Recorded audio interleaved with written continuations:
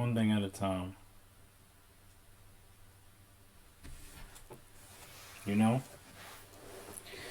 One thing at a time.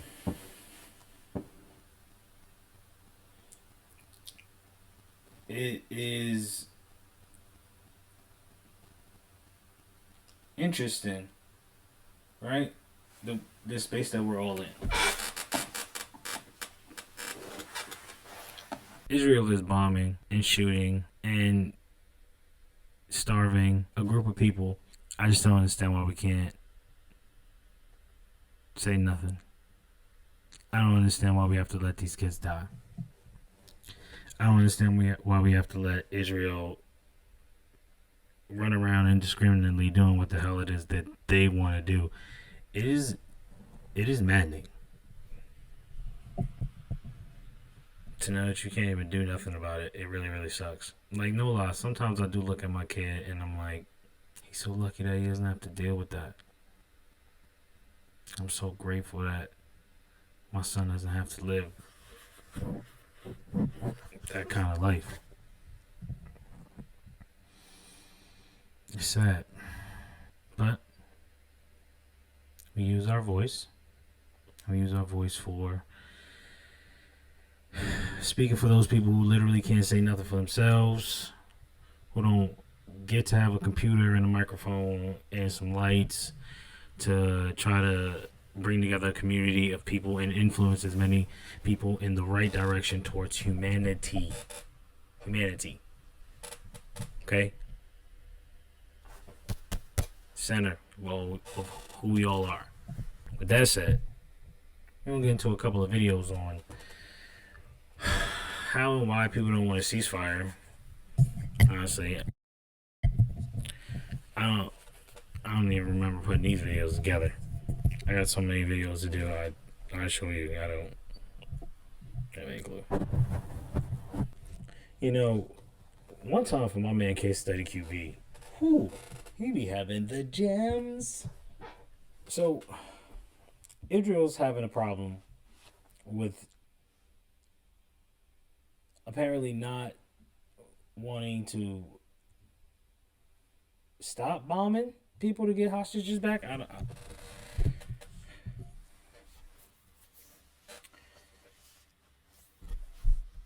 Let's get into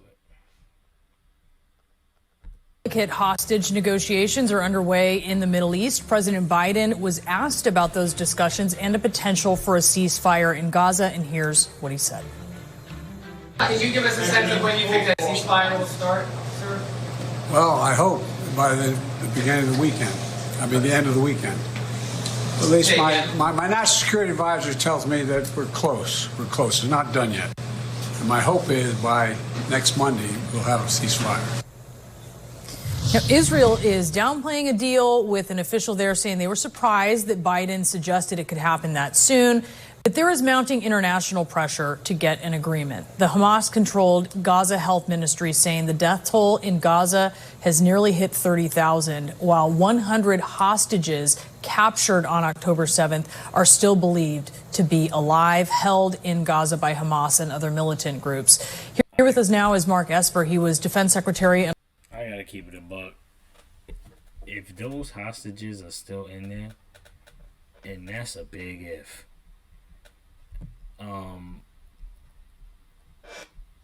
Where they at?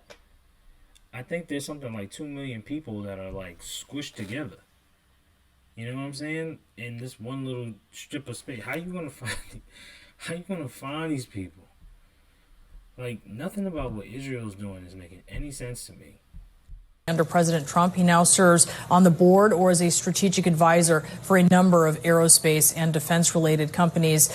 Sir, thanks for being with us here. You have Qatari officials also saying they're hopeful a deal can be reached but before Ramadan.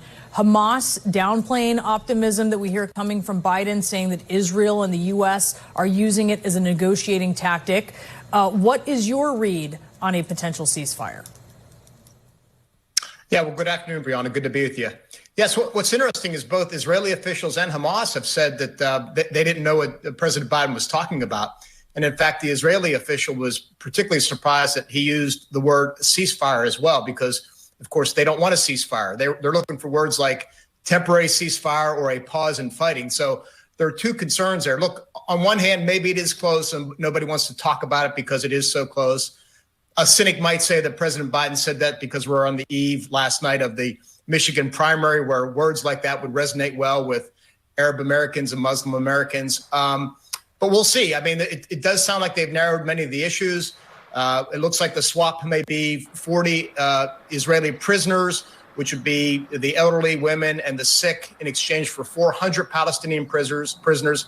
I think the big issue was who among those Palestinian prisoners would it be? Would it be senior former leaders? Would it be people convicted of murder, which are all red lines for the Israelis? But we'll see what happens here in the coming days.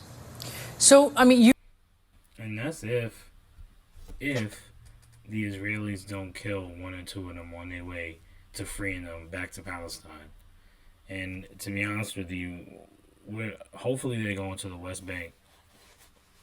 As bad as it is over there, because if they're going to Gaza, what are you actually going back to? you raised the possibility there that Biden is saying this knowing that Michigan has the highest concentration of Muslim and Arab Americans, and they are key to his constituency there, as well as young voters and black voters in that state. Is that what you think is happening, that he's saying that based on politics instead of what's actually happening in these negotiations? No, I don't think so. That's why I said a cynic might say that. No, look, I think he believes it's coming. He wants to be so, but I think they're not there yet. And look, at the end of the day, the other thing is Bibi Netanyahu is going into Rafah one way or another. He has said on multiple occasions that there are at least 4 battalions, the remaining 4 battalions or 6 battalions of Hamas militants in Rafah. They suspect that Yahya Sinwar, the leader of Hamas in Gaza, the architect behind the October 7th attacks, is either there or hiding in Khan Yunis. So one way or the other, I think Israel is going in. So we may see a temporary ceasefire, but the fighting is far from over in Gaza. And in Rafah, obviously worth mentioning, this has been the haven. I don't think you can really say there is a haven in Gaza. There isn't. But as far as where people have tried to seek refuge, that's it. About 1.5 million Palestinians living there after fleeing from northern Gaza. And Biden is warning Israel that they're at risk of losing international support as this offensive drags on. Do you see any of that influencing Netanyahu? Do you see? I'm interested to know what this man is going to say, because here's the thing. Nobody believes that Bibi Netanyahu is going to be listening to Joe Biden right now. If Trump becomes president, he's going to let Benjamin Netanyahu go crazy. I mean, maybe the only opportunity would be somehow MAGA wouldn't want us to support Israel's war, financially. If I could see that happening. But aside from that, if you're talking about Israel killing Palestinians, Trump is not going to care. So Netanyahu has that in his back pocket. And the fact that he hasn't been listening to Joe Biden this entire time. He hasn't listened to it. There's been no sway, no kind of influence whatsoever on Netanyahu to do anything other than what he's doing right now, which is to ring up the death toll. I'm interested to know what this man's going to say. Do you see any of that impacting Netanyahu's plans?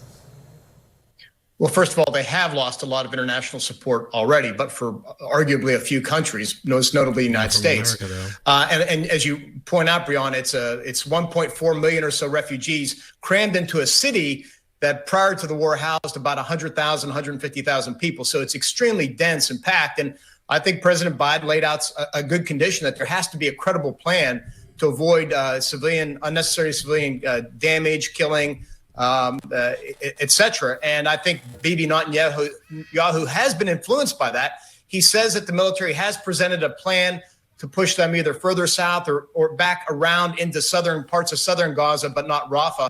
But we'll see. We haven't seen a detailed plan yet. And yet the Netanyahu has said one way or the other, they'll go in by March 10th if there isn't a deal. A lot going on. No. So Netanyahu's not going to listen to anything he has to say. That's a fact. So there's that.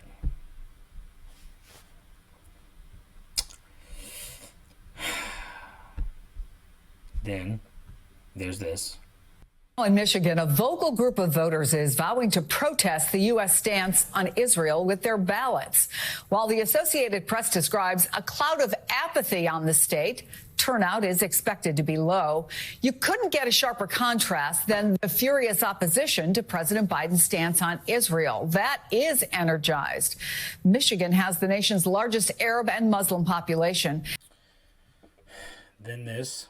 We will see. Ashley, as you know, some Biden surrogates are facing some blowback right now for spreading a campaign, this campaign talking point, and specifically a vote cast against Joe Biden is a vote for Donald Trump. That's the quote. Is that an effective messaging strategy right now? That wouldn't be the message I was using right now. I think that the vote that you're voting for right now is not necessarily a vote against for Donald Trump in this primary. I will say, though, that if you don't vote for Joe Biden in the general election and you sit out, it does advantage Donald Trump. So I wouldn't necessarily use that message right now because it feels that you are not taking the concern of why people are expressing this uncommitted vote to heart and really engaging with the dialogue to see if we can move forward. Because ultimately, the goal for uncommitted voters, the goal for people supporting Joe Biden and Joe Biden himself is that we want people to be safe in Palestine and we want the hostages to come home and we want Israel to be safe. I think those are the common grounds that are across all three of those constituencies. We just have to figure out a way to execute that plan. It's real simple. And I'm going to be honest with you. I think this is a tactic that everybody should be adopting. I'm voting uncommitted.